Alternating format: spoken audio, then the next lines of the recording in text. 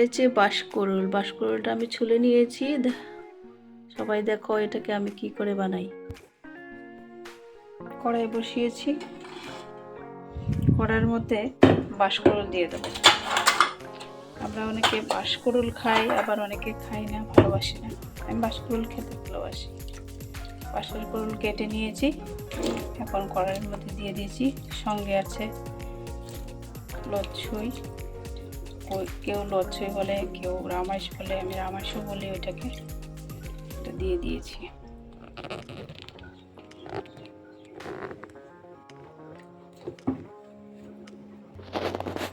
যারা বাঁশকুড়ুল দিয়ে শুকনো মাছ খেতে ভালোবাসেন, ওইটার মধ্যে আবার আলু দিয়ে দিলাম, লচ্ছই দিয়ে দিলাম। তারপর এটার মধ্যে দিয়ে দেব কাঁঠালের বিচি। কাঁঠালের আড়ি বলে অনেকে, আমরা ত্রিপুরাতে আমরা কাঁঠাল বিচি বলি। কাঁঠাল বিচি। তারপর দিয়ে দেব কাঁচা লঙ্কা ছিঁড়ে,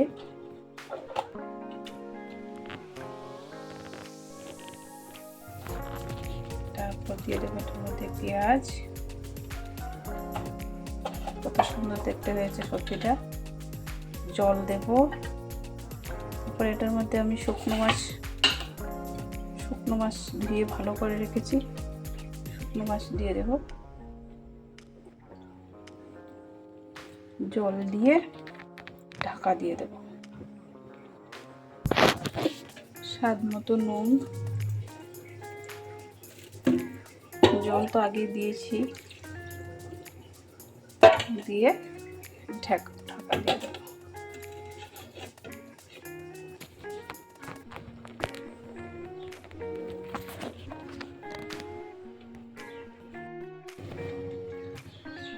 অনেকক্ষণ সিদ্ধ হয়ে যাওয়ার পর ঢাকনাটা উল্টে দেখি,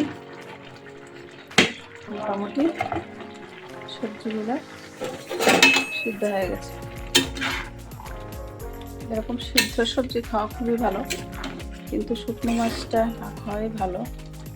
কিন্তু যারা শুকনো মাছ খেতে ভালোবাসেন তারা এইভাবে খাবেন। শুকনো মাছ ছাড়াও খাওয়া ভালো, খেতে খুবই ভালো লাগে। আমি শুকনো মাছ ছাড়াই খাই, আর শুকনো মাছ আরেকজনের জন্য রান্না করি। খুব ভালো হয়েছে।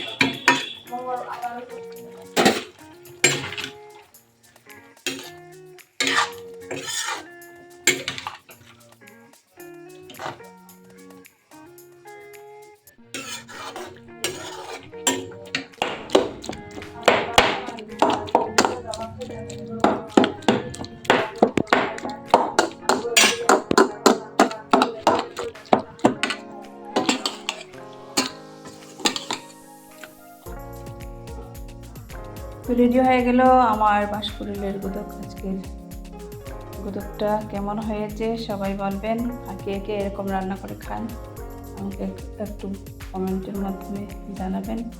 আমি অনেক অনেক খুশি হব আপনাদের কমেন্ট পেলে। আর আমার চ্যানেলটিকে লাইক এবং সাবস্ক্রাইব করবেন। সবাইকে জয় গুরু। সবাই ভালো থাকুন, সুস্থ থাকুন। জয় গুরু।